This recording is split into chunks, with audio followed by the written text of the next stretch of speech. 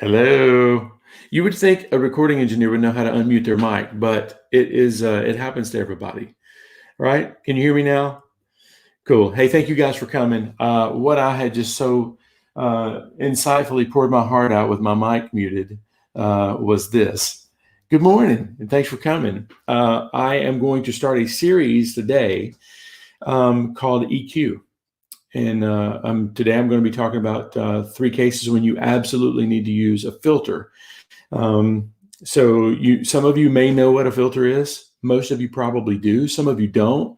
Some people may go like, yeah, I've heard of them, but I don't know that I need to use them. I'm going to tell you 3 case studies, 3 cases in which I mix and I always use a filter. Okay, I'm going to explain all that to you today, and I'm going to be taking questions at the end. And we're just thank you guys for coming in, Alan, Martin, Mark, David. Thank you guys for coming in today.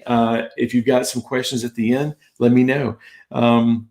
So let's go ahead and jump in. Okay, so filters, EQ, filters. What is a filter? Filter, you may see it on a board. It's got it looks like a fallen shelf, right?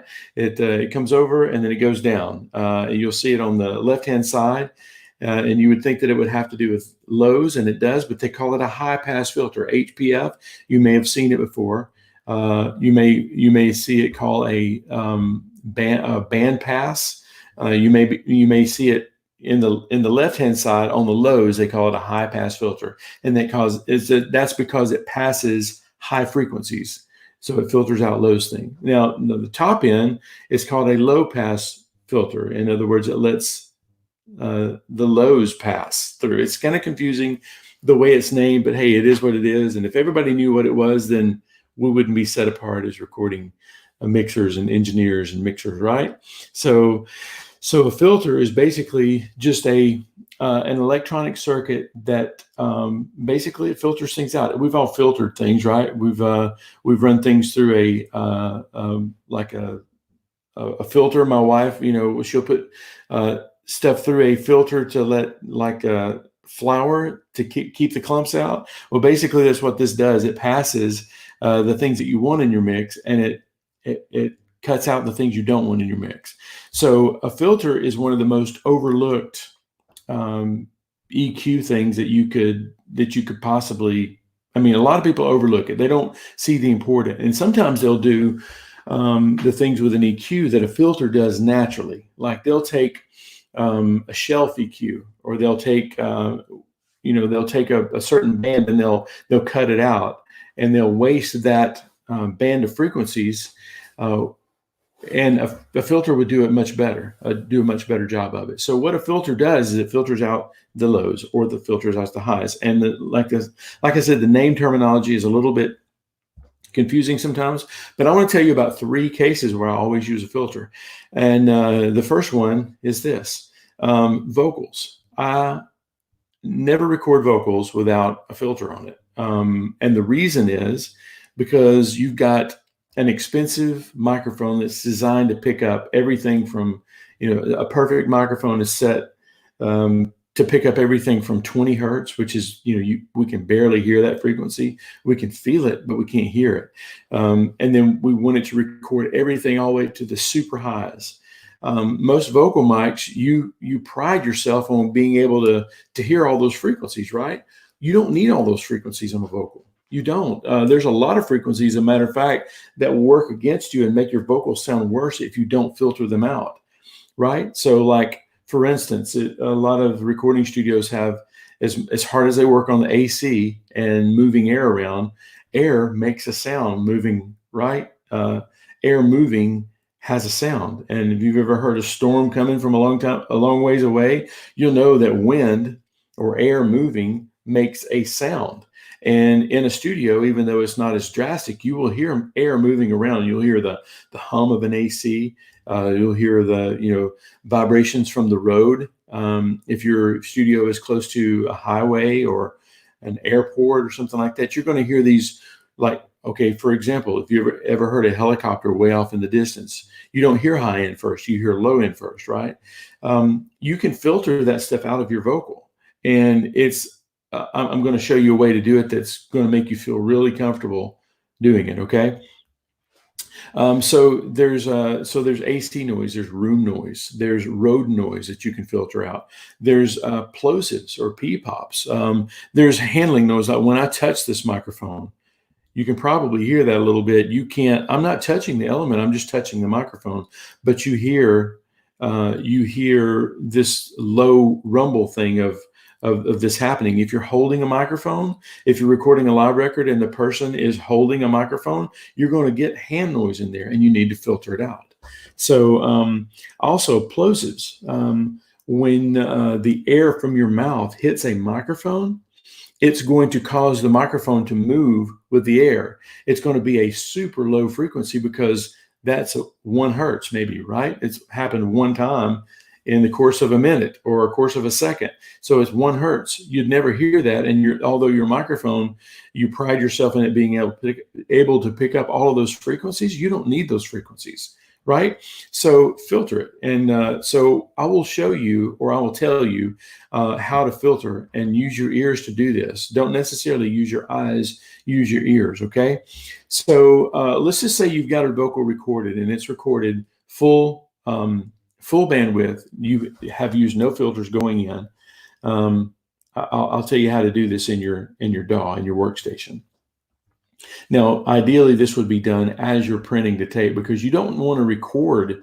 If you did a big plosive in the microphone, now, of course, you need to filter some. You need to even filter out even beforehand. Put a pop filter that will disperse that air before it gets to the microphone and makes that noise. But sometimes it still gets there. So what you want to do is find a place where there's a lot of low frequency energy going on, and turn your filter on first, and then turn it up until you're starting to band pass 20 hertz, 30 hertz, 40 hertz. Keep listening, 50 hertz. Keep listening, 60, 70. And what you're going to find is that when you get to around 100, 110, 120 hertz, you're going to start to hear the sound start to thin out just a little bit. And it's going to start to sound like you're running them through a cheaper microphone, right? That's when you know you're at the top of where you need to be filtering. You don't need to filter that high. What you need to come down is about 25% of where you were when you heard that sounds. So, and even though you think, well, if I'm still hearing low frequencies, you want low frequencies, and this mic will still reproduce frequencies that are complementary to the human voice or the singing voice, to your vocals. It will still pick up those frequencies. It's the frequencies below that we want to cut out, right? When it's like taking a steak and cutting some of the fat off of it, right? Steak is still good. We're cutting some of the fat away from your sound. So you want to turn your filter up until you hear it start to get thin, and then you want to back it down about 25%. Guess at what 25% is. The thing is, you want to cut out all of that stuff that you're not using. If you think about it, from 20 hertz to 40 hertz is an octave. From 40 hertz to 80 hertz is another octave. From 80 hertz to 120 hertz is almost another octave. So you're cutting out 3 octaves of sound in the low end that, whether you hear it in the mix or not, it is taking up space. It's taking space away from the kick drum, away from the bass guitar. It's taking space from all of that stuff. So you definitely want to take it out. So vocals, that's number one. I never record without a filter. If you agree, disagree, let me know in the comments. We'll come to it later. If you want me just to move on, give me a thumbs up. Let me know. Just hit yes in the comments. And then I'm going to tell you the second thing that I do that I always use a filter for. Okay, so first one is vocals. Second one is guitars. I never record a guitar without a filter. I'm trying to think about, do I ever record? Well, I should say I never record it. I never mix without a filter. It's really rare. I hate to say, I'll never say never, right? It's really rare that I mix without a filter on a guitar, and that's electric and acoustic. Okay, so acoustic makes a lot of sense too, because the acoustic guitar is a wide range instrument. It goes from the, pretty low to pretty high. I don't know the frequencies exactly, but there is still a lot of frequencies below where the big, nice, big, warm, round sound of, say, a Martin or Gibson guitar acoustic, or a Taylor, or whatever you've got. Some of those guitars have a nice, resonant, chesty, woodsy sound. But there's a lot of sound under there that is being picked up by these very expensive microphones that everybody wants. These tube mics, especially, that really accentuate the low frequencies. There's a lot of frequencies below that guitar sound that you don't need, and that actually take away from your sound and really muddy your mix up. So same thing with the acoustic guitar. First thing you do, turn the filter on, turn it up, get the guy to play. First thing is turn it up until you start to hear it sound thin. When you think you hear it, back it down about 25%. So if you're around, and again, acoustic guitars are going to be in that same range. They're going to be up to, around 125 and 130. Around there, you're going to start to get thin. You back it around until you don't hear it thin anymore, and then you've saved yourself. It's like putting pennies in a piggy bank, right?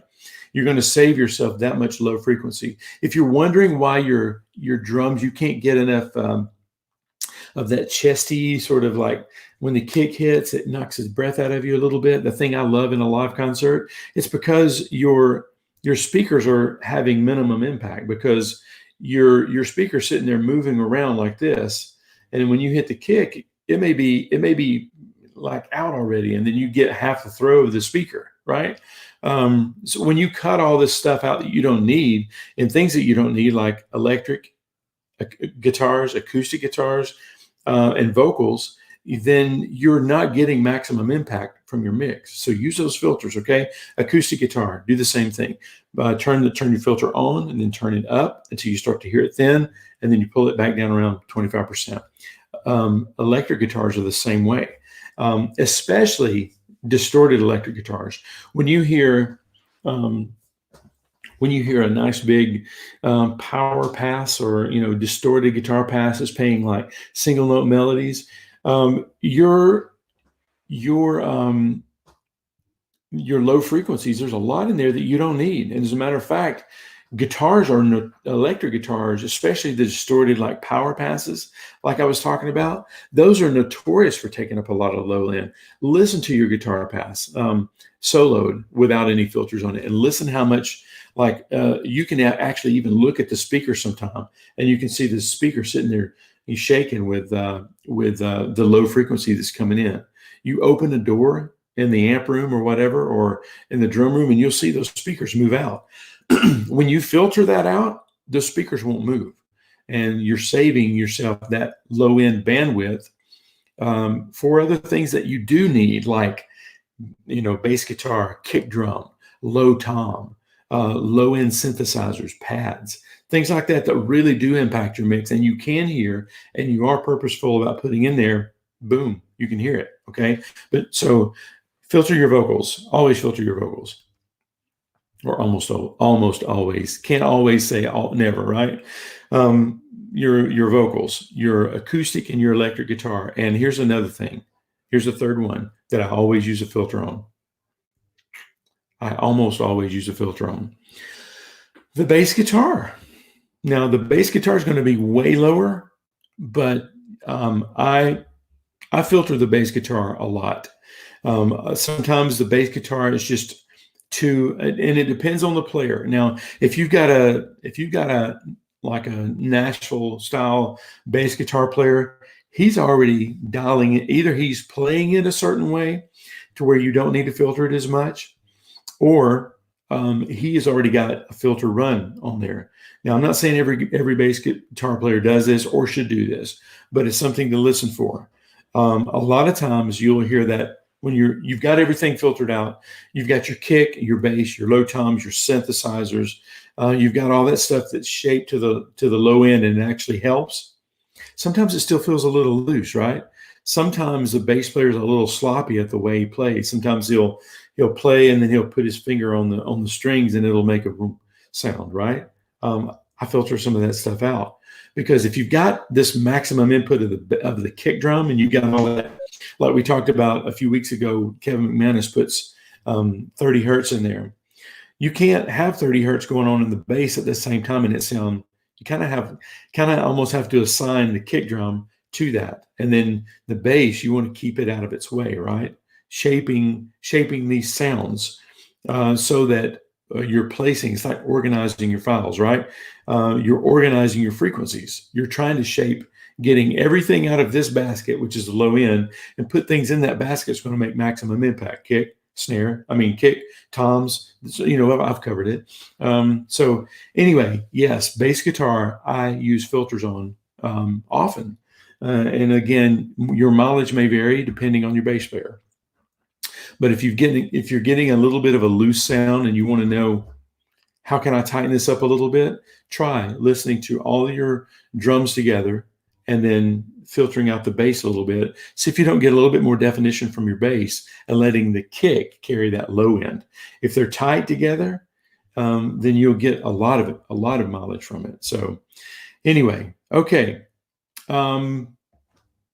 That's what I know about that filter. Let me just recap real quick. I use a filter a lot. I use it on vocals quite often. I mean, almost all the time. These are in kind of descending order, vocals and guitars. It's really rare that I don't use a filter of some kind. And sometimes when I'm mixing and I know I filtered it anyway, I'll still go ahead and filter it because I want to clean that up, that low end up as much as I can. Acoustic guitars, electric guitars, you should filter those too, because you will find that there's a lot of low. If you don't believe me, you're using a sub, turn your speakers off and just listen to your sub. Listen to what's going to that sub. If there's a lot of like stuff that you don't understand what it is, like you can't say, oh yeah, that's the kick drum, I hear that, or that's the low tom, or well, listen, there's in that sub, there's a little bit of snare in there. That's okay. Listen to the stuff that you don't recognize, like, what is that vroom, vroom sound? And you might find that, there's a train that's 2 miles away that's rattling the floor a little bit when you're doing the vocals. You can get rid of that. Nobody will ever know it was there. I won't tell. And then bass guitar. You can also get a lot of mileage out of cleaning up a bass guitar by filtering it. That's high pass filtering. We'll talk later about low pass filtering, which is shaving off the high end. I can tell you maybe later what I do with that sort of thing. It's not as drastic, and it won't make quite the difference that high pass filtering or low end filtering would do. So anyway, let's take some questions if you have any. Hopefully I'd explained that perfectly well, and you don't have any questions. But Mark Jacoby says computer noise. Yes. Usually computer noise will be fan noise, and that's not, you usually can't get all of that out with a high pass filter because it's a higher frequency range, and unless you've got some big fans moving a lot of big air, you may not get a lot of mileage out of this particular kind of filtering on that. So David Valdez says he totally agrees. You totally agree with that? What specifically, David, about the filtering? What exactly? Cleaning up the low end. Hey, Andy, how are you, bud? Isotope uses a thing called masking. You know what? I haven't used Isotope in I haven't used Isotope in a while. I've been using some other like mastering type plugins, but I'll take a look at that, Mark. And but it would be masking, I guess. I'm just not used to that terminology, I guess. Kurt Hoffler, Kevin, is it possible that you can do a live video that you're demonstrating your tips via screen share? Yes, Kurt, I will do that. I'll prepare more of a presentation next time, and maybe I'll take this video and just put some screenshots in it later on, or maybe I'll just do this again. Okay, let's see. Have you observed a Nashville bass player with a high pass filter on his gear, or is that done by the studio? So yes. I mean, as a bass player myself, when I do bass, sometimes I'll listen to the monitors, and I've got a Music Man Stingray, which is notorious for the amount of low end that it can put out. But I'll I'll turn out the lows a little bit, which is not necessarily filtering. It's just EQing a little bit. But yes, I do know people that will filter their bass. It's not that often because I think bass players in the Nashville situation, they want to get you the biggest bass sound that they possibly can and let you filter it out. So I don't think that anybody's going to. It's like tuning a vocal, right? You don't want to brag that you tuned your vocal, and you don't want to, filter your bass and say, "Well, I filtered my bass because I thought it went well with the song." A lot of guys don't do that. And if they do, they will be in agreement with the engineer a lot of times that that's what the song needs. But I filter the bass. I won't say all the time. About 50% of the time, I will shape up the bass on the bottom end, because sometimes, sometimes you just need it, and sometimes you just need to, tame that low frequency stuff a little bit more. So I do use a filter for that. So David Valdez had, how important is it to use high pass filters? So that's what we've been talking about, Dave. That's the confusing thing about the terminology. And I'm not sure if you're talking about the filter that filters out the highs, which is called a low pass filter, which passes lows, right? Or if you're talking about a low pass filter. See, it gets confusing. It's high cut or low cut, let's call it that. High cut, I don't use as much. If I want something to sound a little bit more vintage or old, sometimes I'll take some of the high end out of it. If things like, and we can cover this later when I would use the filters for something high or a high cut, which is called a low pass filter. We can cover that on another video. I would love to. As a matter of fact, I may even have screen shots of that. So it is important, as I just said in the video. Rewind and watch a little bit of what I covered. I talked about 3 things that I always filter: vocals. Always take the extra low end out of the vocals. I always take the extra low end out of acoustic and electric guitars. And I sometimes take even the low end out of a bass guitar to make it sit in the track better. Would you say that low end eats up more headroom on your master fader? I would say that an excess of unnecessary low end absolutely will take up headroom in your master fader, specifically in the low end. And the fact that if you have just a limiter sitting across there and you're telling that brick wall limiter, hey, take anything that's above this threshold and squash it down. We don't want to get above this. And then you've got a bunch of unnecessary low end stuff going on in the track down there. Your limiter, unless you have it set up a certain way, is absolutely looking at that extra low end, and it's eating up headroom. Absolutely. Because you want to, as I've talked about a little bit before, you want to get your average level up, right? Your peak level is easy to get. You just keep cranking it up until you get a red light, and then you back it down a little bit. That's easy to get peak. You can get that from a click track, right? What's harder to get is average level, or I keep crest factor. I keep forgetting that terminology. Crest factor, average level, RMS. You want to get that up, and if that doesn't live in the peak region, right? You have to hunt for that a little bit. You have to be a little bit more precise about how you EQ, how you compress to get that up, and then you have to take your peaks down and pull it up. So absolutely, it can eat up a lot of headroom on your master fader, for sure. All right, I'm gonna go through here and see if I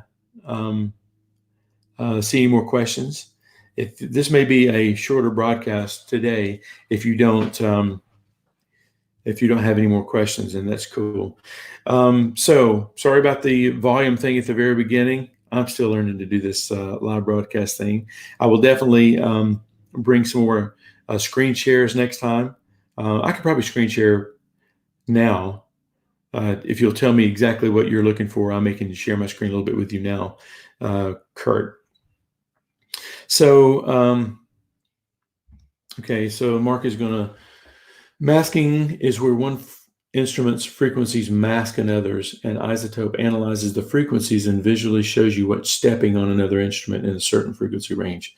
That's pretty Yeah, that explains it. And I keep hearing that Isotope has done this. To be honest with you, I haven't used the newest, latest, and greatest Isotope. I think my latest one goes to like Isotope 6, maybe 7, and I think they started introducing um, this sort of thing. And this is gold. If you've got a plugin that will help you figure that stuff out, then by all means, look at what's stepping on frequencies, because what I'm telling you to do is a basic no plug-in way of looking at your mix and getting things out of the way that will be getting in the way of other things. Isaac says, honesty humbles me. Thank you, man. I appreciate it. I don't. I want to be the first to admit that I don't know everything about this stuff. We're all students as we go, and if you're really good, you're always learning stuff. So I want to be really good, right? Thank you, man. That's a compliment. It means a lot to me. Let's see. How often do you use sidechain compression when the kick and bass come into play? Is it something that is a standard thing to do? It is not for me. I have done the thing before where, the kick would sidechain the bass. I didn't get a lot of mileage out of it. I find that I get a lot more mileage out of EQ than compression when it comes to that. I'm not saying that's the only way to do it, and I'm not saying that other guys can't teach you to do that. I don't have a ton of experience sidechaining. The only sidechain things that I have done with a lot of success, I guess, is selective band EQ compression, which is where like a de-esser, where you would actually take the sibilance from one track and make it trigger the compressor and make it pull down the sibilance faster than it would anything else. But it's, a lot of people know about the band compression, certain band compression, where you kind of mix an EQ and a compressor together, and you make the EQ respond, or you EQ it to where your EQ acts like a compressor. It's complicated, and maybe I'll go into that as I can. I use a Waves plugin called C6, and it does that. I have also used a plugin called Soothe that I'm getting used to right now. I've only used it one other time. I've got the trial version of it right now, and it seems to be doing really well. There's another one from Nova, and if anybody knows the name of this, let me know. There's a Nova something, and it's a selective band EQ where you can take sibilance or like low frequency, low muddy mids. You can take some of that stuff out with this thing too. So I don't use sidechain compression when it comes to kick and bass. And it's not a standard thing to do for me. And to be honest with you, I don't know of very many people who do that a lot. I'm not saying don't do it, and there's not. I'm not aware of any. Here's another good question. Would you do drum overheads, high pass filter? I would, depending on how you want to treat your overheads. And there's 2 ways to go about your overheads. Actually, 3 ways. And let's just cover that real quick.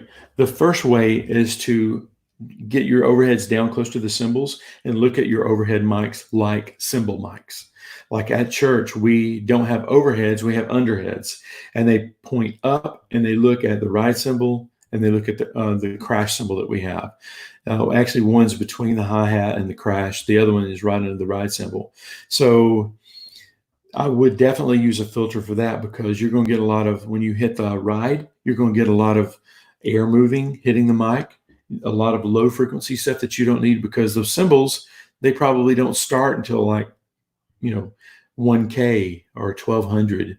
So you can filter a lot of those out. The second way of doing drum overheads is to look at the kit as a whole. So then you're going to have maybe an XY pattern or maybe a spaced pair over your drums, and you're going to want to pick up the drums. You're going to want a little bit of kick drum in there. You're going to want some toms, because you're using that overhead like it's stereo miking an orchestra.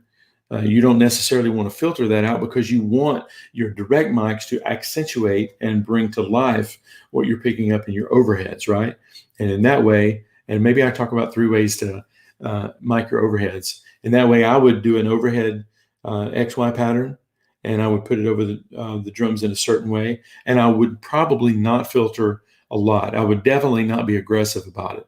I'd probably filter it until I got rid of what didn't sound like what was coming from the kick. So that's the way I would do it. The third way I just thought of at the very end would be, using your overheads, even further away, more like room mics than overheads. And some people do the overheads and the rooms. In the case of the room, I would probably not filter, at least going to tape. I would not filter that, because sometimes you want that extra low frequency stuff. Maybe you want to contain it. Maybe you want to put it on tape and you want to deal with it later. So I probably wouldn't, if you're doing overheads or room, if you're using it more like a room and you're picking up a lot of if you've got a good sounding room, and say you put the drums in a corner, so they're generating a lot of low frequency stuff, you want to pick up the whole bandwidth and decide what to do with it later. That's probably what I would do. But the short answer with your questions, would you do drum overheads? I would use it sparingly, depending on what your purpose is. For cymbals, yes. For overheads, a little. For room, probably not at all. Did that answer your question? Let me know. Give me a yep or nope, or ask a follow-up question. Isaac says, what would be helpful for me is delivering final level for streaming service. I'm delivering my stream. Oh, what are you talking about? A broadcast or a mix at -16 LUFS, and I feel like some streams compress my final. I think that -16. Now, this is limited experience here, because I have been using K12 metering, and I don't really look at LUFS as my gold standard. I do have the WLM from Waves, and I have found it to be helpful, but I do distinctly remember running at 16 LUFS, and it was way hot. And I did feel like it was too loud. So if I were you, Isaac, I would pull it down to a minus. For some reason, 23, 24 is what's springing to mind for me. I would try that a little lower. I do think 16 LUFS is a little loud.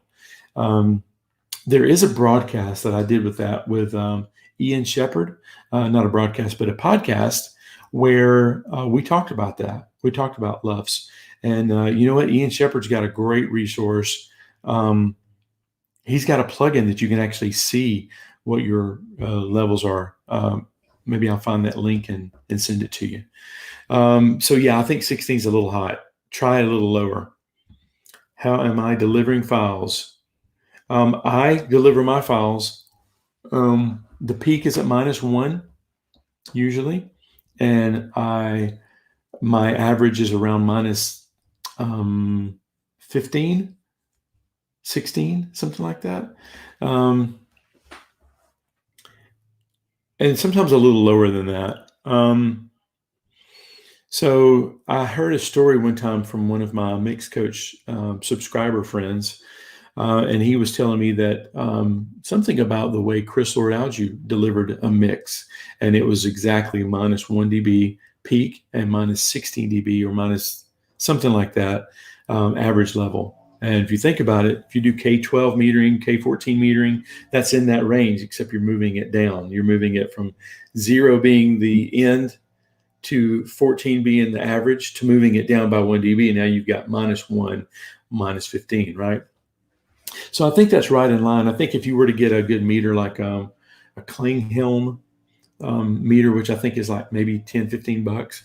That's what I use. And I set it up for K14, and I just look at that. And I tell my volunteers who mix at church, hey, make sure that this is going up to 0, even when the pastor's speaking, because that's when it's really most important. So that's how I'm delivering files. And I just deliver 24-bit, usually whatever I'm mixing at. I don't do any bit rate conversion. I don't do any sample rate conversion, especially if I'm sending it to a mastering engineer. So if I did it at 48K 24-bit, that's what I deliver it at. If it's a wave, yeah, I usually do that too. So now if it's going to a master, I will wait till the last minute to do that. So what I usually do is I'll pull it into another session, and then I'll take all the songs that I'm mastering, especially if they're going on one medium like a CD or a Spotify playlist or a Spotify EP or something like that. Then what I'll usually do is I'll take all three of those songs and I'll compare them to make sure that they sound good on their own, but they could be considered one piece also. And in that case, that's when I will deliver it at 44:1:16, which is kind of the audio standard, or it has been for my whole career. So Drumstick Tortoise. Hey, what's your name, man? Type your name in there. I don't want to call you Drumstick unless that's your name, which, in that case, it would be awesome. Cool. I wish I had a name like that. Isaac, you're welcome. I'm glad I could help if I could. Okay, I'm taking some last minute questions. I'm gonna give it about 30 seconds for the lag time, and from when I'm saying this to when you can catch up, and then we'll end this broadcast. And while I'm waiting, I wanted to tell you that I've got a resource for you guys if you're not familiar with it already. I want to help you improve your mixes if I can, not just on these, but I've got a resource lined up for you, and I want to help you improve your mixes even by tonight. I have 3 helpful tips here on MixCoach, and it's a free audio guide, how to improve your next mix, even with the same monitors and plugins that you already have. It's a free resource. Go to mixcoach.com, and it's right there on the front page. I love it if you would pick it up and give me your thoughts on it, see if it helps you, okay? Okay, so it looks like I'm out of questions. Hopefully that was helpful for you guys. Oh, Paul, I know who you are. Paul Rogers, Drumstick Tortoise. So, hey, thank you guys for jumping on. I enjoy spending my mornings with you guys. I usually get up and have a cup of coffee and think about what I'm going to say. I want to tell you about the broadcast tomorrow. I've got Björgvin Benedictin from Audio Issues coming on tomorrow. We're going to talk about something pretty cool. He has a resource called How to Mix a Song Step by Step with only 5 plugins. And I think that's going to be, I'm going to drill him about that tomorrow, like which plugins. Hopefully he'll be an open book and tell us all that stuff, which I think he will. I know him well enough to know that he's a great resource. So tomorrow's show, 8 o'clock Pacific time, 11 o'clock on the East Coast. Björgvin, you can actually go to the Facebook page, my MixCoach Facebook page, and you can actually notify me, and it will let you know the second we go live. You can also go to the YouTube page, youtube.com/MixCoach, and there is a way to get notified when we go live there. So don't miss it. It's going to be a great resource, okay? Thank you, Paul. I appreciate this, man.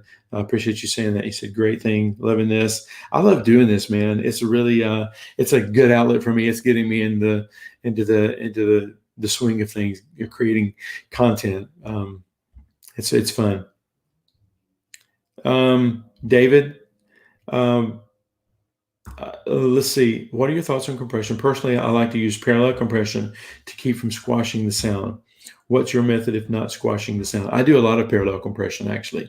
And if you look back on some of these earlier live MixCoach live things, there was 2 days in a row that I covered compressors, talking about, and I know you probably know the basics of compression, but I talked about 3 compressors that I use on almost every mix. And I talked a little bit about parallel compression. I love parallel compression because you're able to get that energy and that urgency and that snarl and in-your-face sound of a compressor, but you're also able to get the dynamics of a set of drums. It's like the best of both worlds. So I use it quite a bit. Check those out, and if we need to, maybe I'll cover this sometime on another live broadcast. But until we meet again, come by tomorrow, and we'll be talking to Björgvin about step-by-step mixing with 5 plugins. So I can't wait to hear it. So anyway, I will talk to you guys soon. It's been great hanging out with you guys, and I'll see you tomorrow. All right, bye.